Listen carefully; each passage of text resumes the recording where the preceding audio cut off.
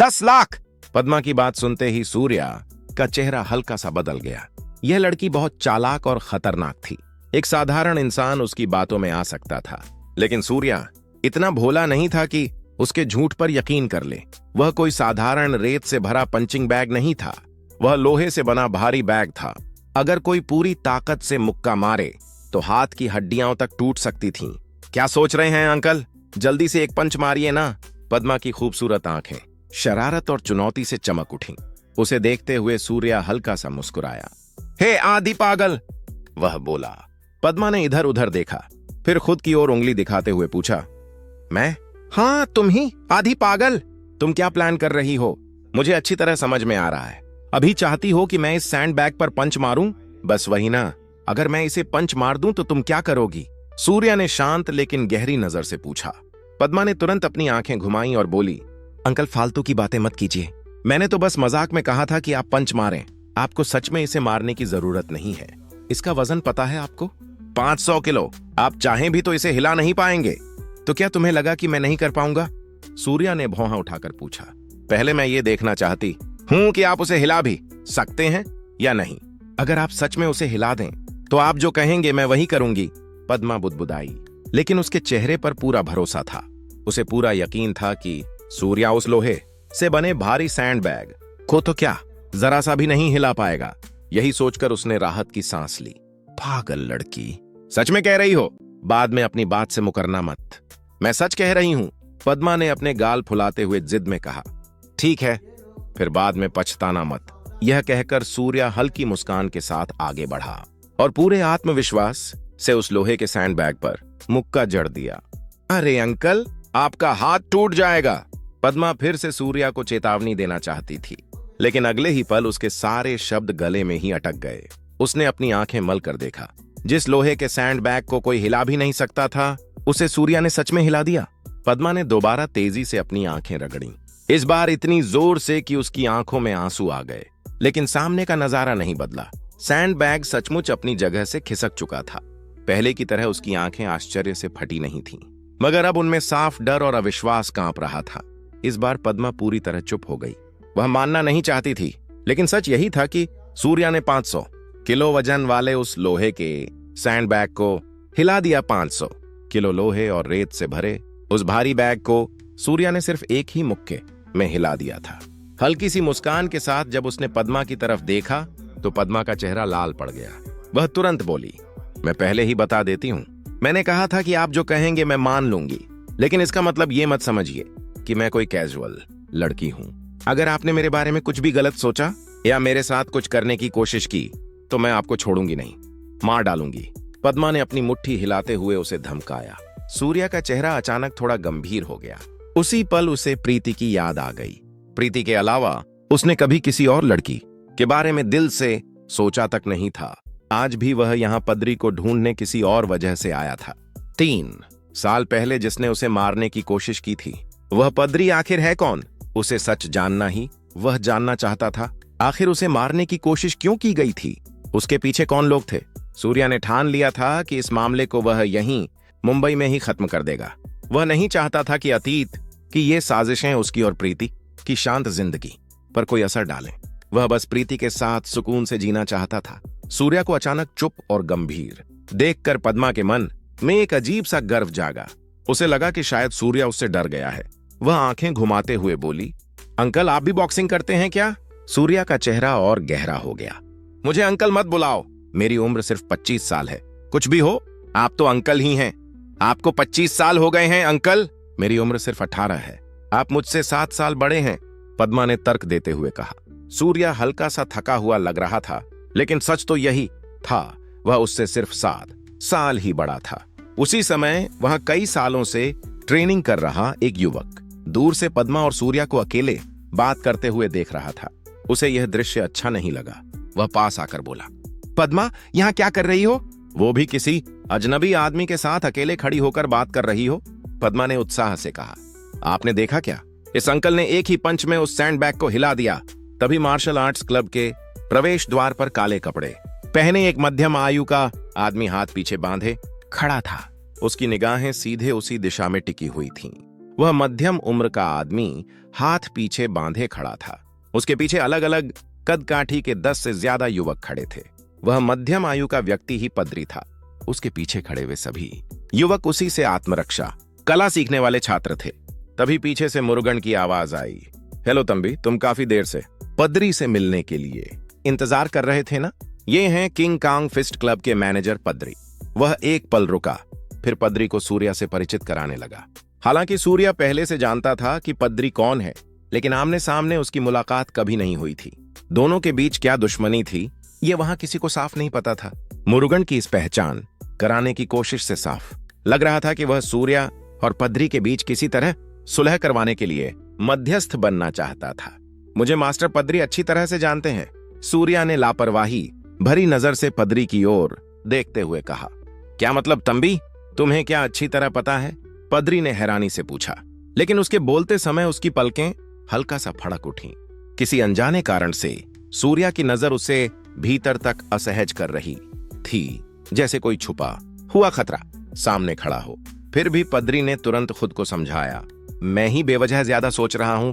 सूर्या ने शांत स्वर में सीधे उसकी आंखों में देखते हुए पूछा, आपको सच में मेरी याद नहीं है मास्टर पदरी? यह सुनते ही पदरी की आंखें सिकुड़ गईं। उसने सूर्या को एक बार फिर गौर से देखना शुरू किया।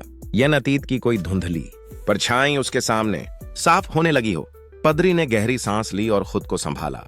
लेकिन तंबी, मुझे याद नहीं कि मैंने तुम्हें पहले कभी देखा हो, उसने गंभीर आवाज में कहा। फिर वह आगे बोला, फिर भी अगर कभी हम मिले हों तो साफ साफ बता दो, तुम मुझसे लड़ाई क्यों करना चाहते हो? मैं पदरी, मैंने अपनी जिंदगी में एक चींटी तक को नुकसान नहीं पहुंचाया। मैंने कभी कोई बुरा काम नहीं किया। वह अब भी अपनी सफाई दे ही रहा था कि एक बार भी आपने कुछ गलत नहीं किया? सूर्या ने उसे बीच में ही रोकते हुए हल्की व्यंग्य भरी मुस्कान के साथ पूछा। सूर्या, इसका क्या मतलब है? पदरी ने भौहें सिकोड़ते हुए गुस्से भरे स्वर में पूछा। सूर्या हल्की हंसी के साथ बोला, पदरी, आपने अभी कहा कि आपने जिंदगी में एक बार भी कोई बुरा काम नहीं किया, तो क्या आपको ये नाम याद है? युवन, सुनील। वह एक के बाद एक दर्जनों नाम गिनाने लगा। वहां मौजूद सभी लोग हैरान रह गए। साफ था कि जिन लोगों के नाम सूर्या ले रहा था वे उसके लिए बेहद महत्वपूर्ण थे, लेकिन पदरी के चेहरे पर जो उलझन थी वह बनावटी नहीं लग रही थी। आखिर यहां चल क्या रहा था? पदरी ने सख्त आवाज में कहा, सूर्या, तुम जिन लोगों के नाम ले रहे हो, मैं उनमें से किसी को भी नहीं। पदरी ने गुस्सा दबाते हुए कहा कि उसे सूर्या द्वारा लिए गए किसी भी नाम की जानकारी नहीं है। तुम्हें उनमें से एक भी याद नहीं? सूर्या ने होठों के किनारे हल्की व्यंग्य भरी मुस्कान के साथ सिर हिलाया। जिन नामों का वह जिक्र कर रहा था वे कोई आम लोग नहीं थे। वे वही लोग थे जिन्होंने उसकी और उसकी मां की देखभाल की जिम्मेदारी उठाई थी। लेकिन 3 साल पहले जब दर्जनों मार्शल आर्ट्स के प्रशिक्षित लोगों ने मिलकर सूर्या पर हमला किया था, तब यही साधारण लोग उसकी ढाल बनकर खड़े हो गए थे। एक एक कर वे उसके सामने आकर वार झेलते रहे। उन्होंने अपने शरीर को ढाल बना लिया ताकि सूर्या बच सके। उस रात सूर्या का शरीर खून से लथपथ जमीन पर पड़ा था। उसके खून में दुश्मनों का खून बहुत कम था, ज्यादा था तो उन दर्जनों मासूम साधारण लोगों का खून जो सिर्फ उसे बचाने के लिए बह गया था। उस भयानक खतरे से सूर्या को बचाने के लिए उन्होंने अपनी जान तक दांव पर लगा दी थी। 3 साल पहले अगर वे लोग वहां नहीं होते तो ये कहना गलत नहीं होगा कि सूर्या उसी दिन मर चुका होता। लेकिन आज वही पदरी कह रहा था कि वह उन लोगों को जानता तक नहीं। सच में तुम्हें उनमें से कोई भी याद नहीं? सूर्या ने गुस्से से भरी आवाज में पूछा। अचानक पदरी के चेहरे पर भी डर साफ दिखाई देने लगा। उसे याद नहीं था कि उसने इससे पहले कभी सूर्या को देखा हो, लेकिन सूर्या की आंखों में जलती हुई नफरत और भयानक क्रोध देखकर पदरी के मन में जैसे बिजली सी कौंध गई।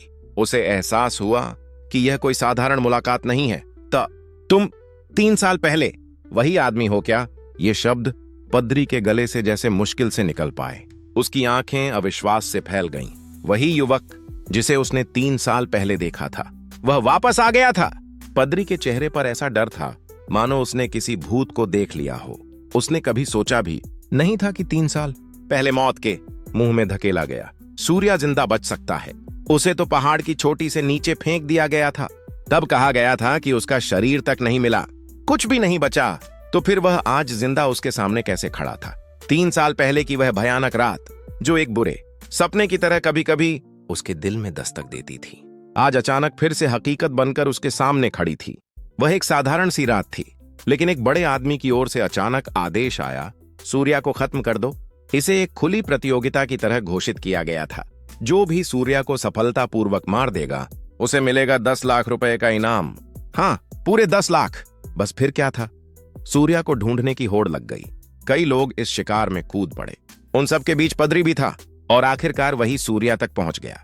सबको लगा था कि सूर्या एक ऐसा मेमना है जो कटने के लिए खड़ा है, लेकिन किसी ने यह नहीं सोचा था कि असल में वह खुद एक शिकारी है जो अपने शिकार का इंतजार कर रहा था।